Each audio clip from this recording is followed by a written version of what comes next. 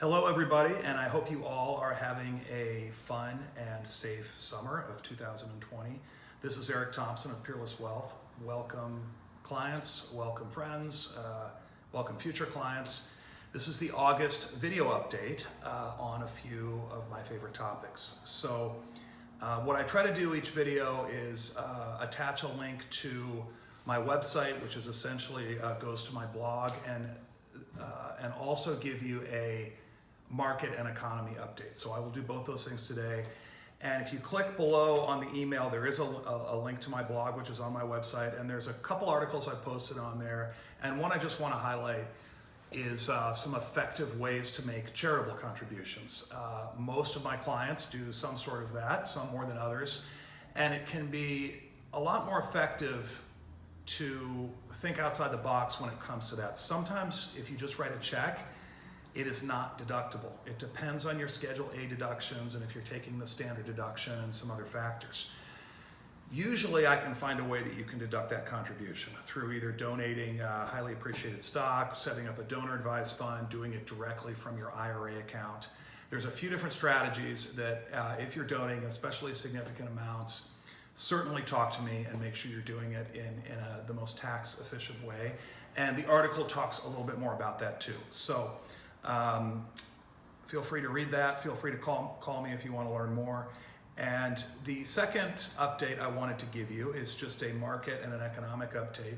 Obviously, this has been a crazy year. We had new highs in all the stock market averages in February, and then we had the COVID-19 panic, and rightly so, where most of the averages lost as much as 30%. Fortunately, that was temporary. In fact, the rebound has been almost as impressive as the drop, and most major stock indexes have rebounded back. Maybe not all, but 25 out of the 30% of the drop, putting them back closer to average even for the year. Bonds, on the other hand, more conservative assets, have stayed relatively stable the whole time. So those are important for risk averse and retirees and so forth.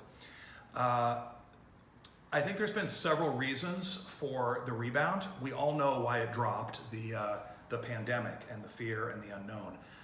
But there have been a few things that have happened that have made people a lot more optimistic. I think the first is unprecedented government stimulus, really rivaling the 2008-2009 financial panic with the banks.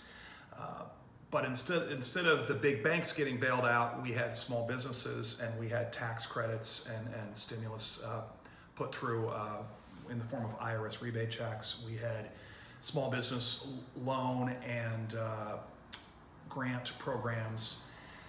And then we've also had interest rate cuts, which have really helped those looking to refinance and also help businesses looking to borrow cheaper and put more money in everybody's pocket. In fact, if you have a mortgage and you haven't looked into refinancing, rates are right around 3%, maybe a little over, maybe a little under, depending on the type of structure you're doing. But those are as low as I've ever seen them. So look into that. If you need a resource or referral for that, contact me. And I know several trusted providers here locally.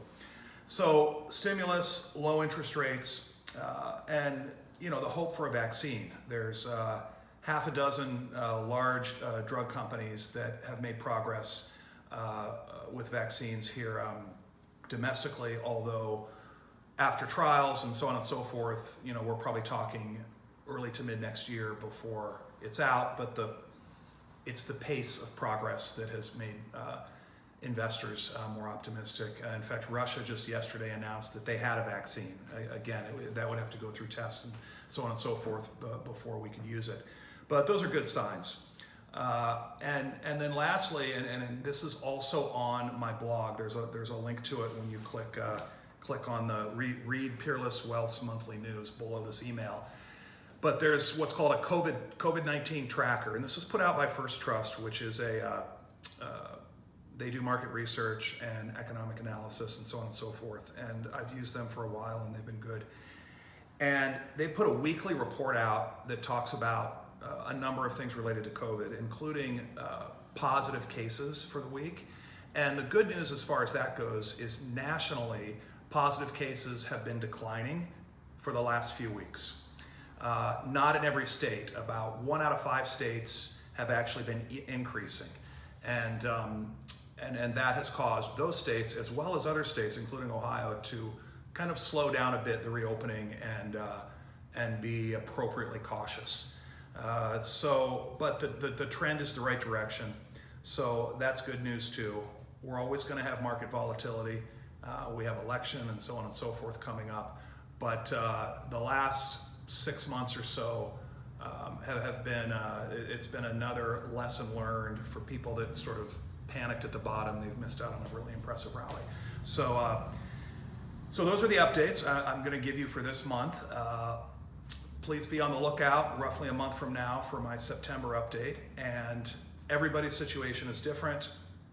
If you have specific questions on your situation, please don't hesitate to call or email, and I will take care of you. Thank you, and have a good rest of the summer.